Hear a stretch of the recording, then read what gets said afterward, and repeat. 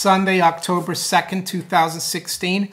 Monaco 64, home of alternative economics and contrarian views.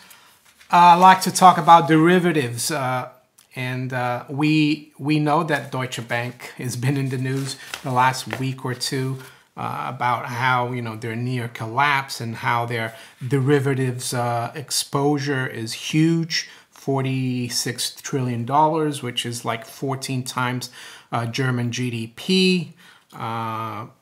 Yeah, and what I like to talk about though now, and I know I've talked about Deutsche Bank, but I'd like to cover also the US banks, and for that, and their derivatives exposure. And I think it's important for everyone in the US who have accounts with these big banks in the US to really pay attention to what's going on in terms of derivatives.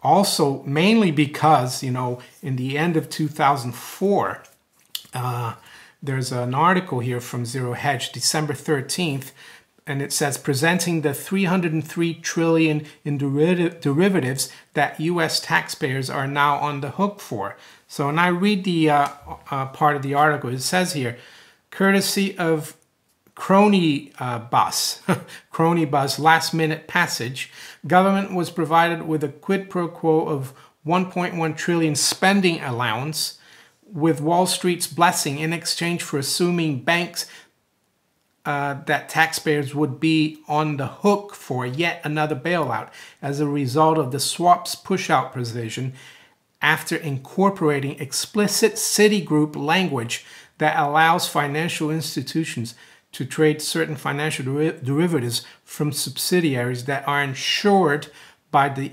FDIC corporation, explicitly putting taxpayers on the hook for losses caused by these contracts. So basically, in the end of 2004, Congress passed a law that allows the big American banks to use FDIC insurance to cover their derivative losses. So that's what I wanted to tell you first. But now I'd like to talk about,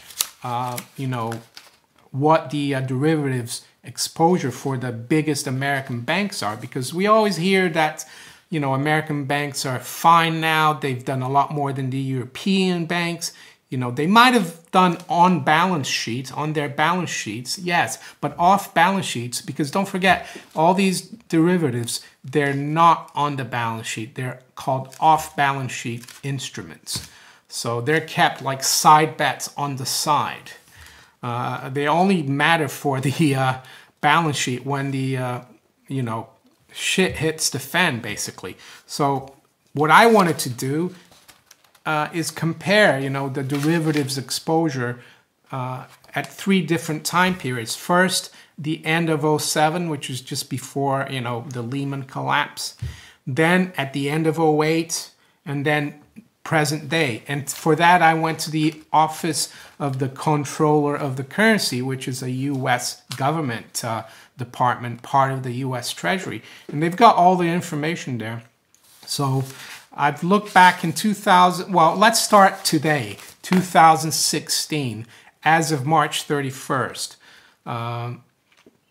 So JP Morgan, as you can see, has got 52.9 trillion total derivatives exposure.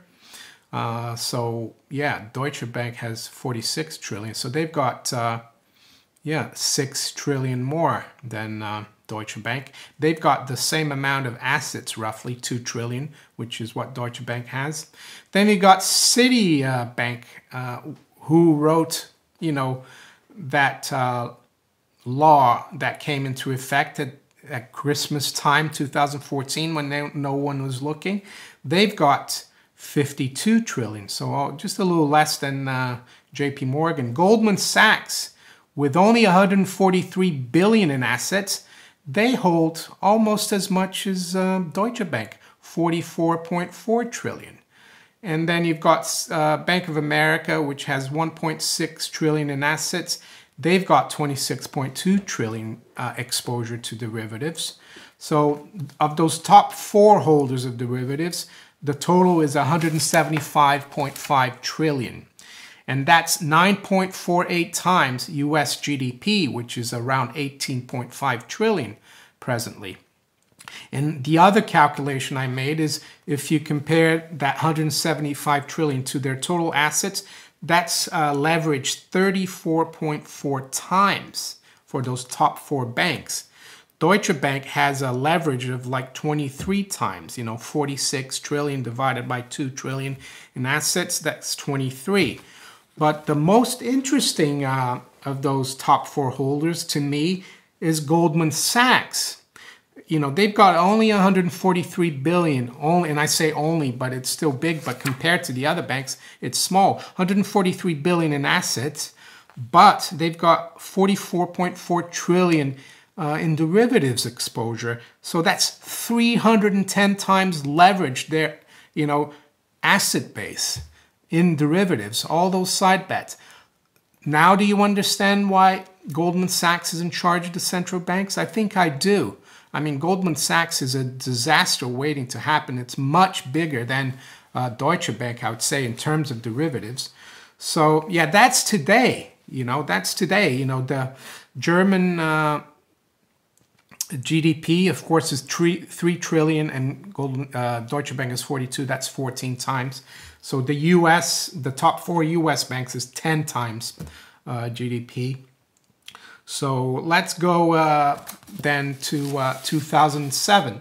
Excuse me. And these numbers are from December 31st from the OCC again.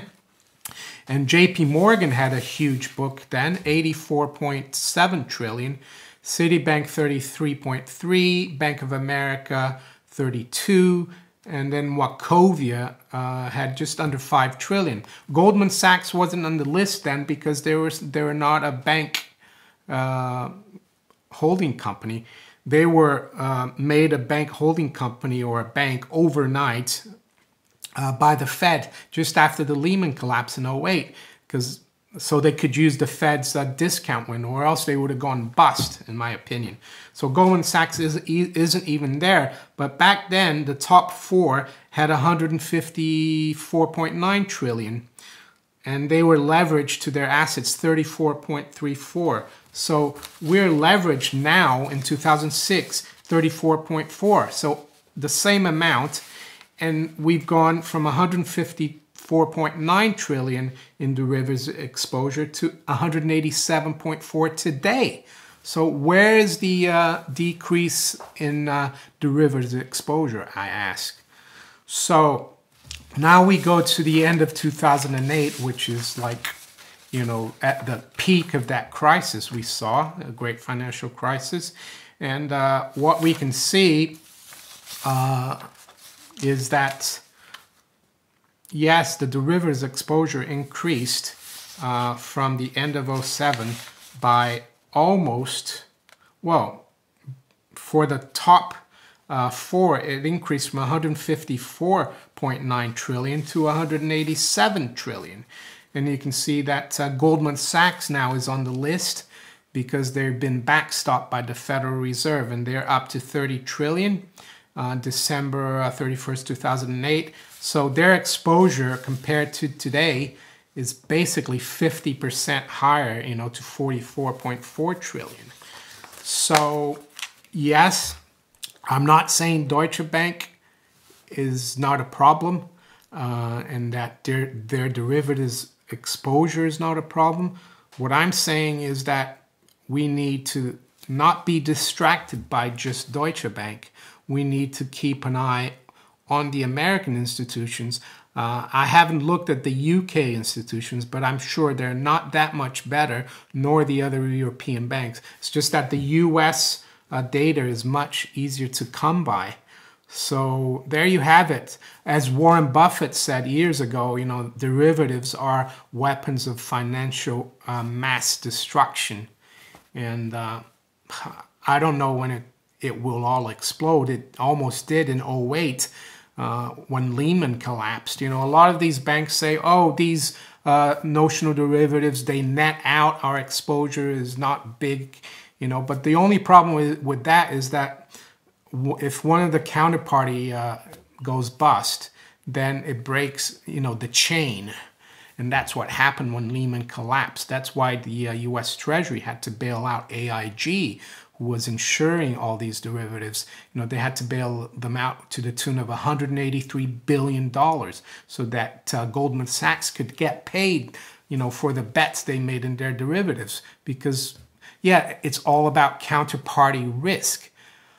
So I think it's a huge problem. And as you can see, and it's not me making these up, it's come straight from the horse's mouth, so to speak, the U.S. Treasury. U.S. banks are still highly susceptible to volatility in the markets because of their huge derivatives exposure.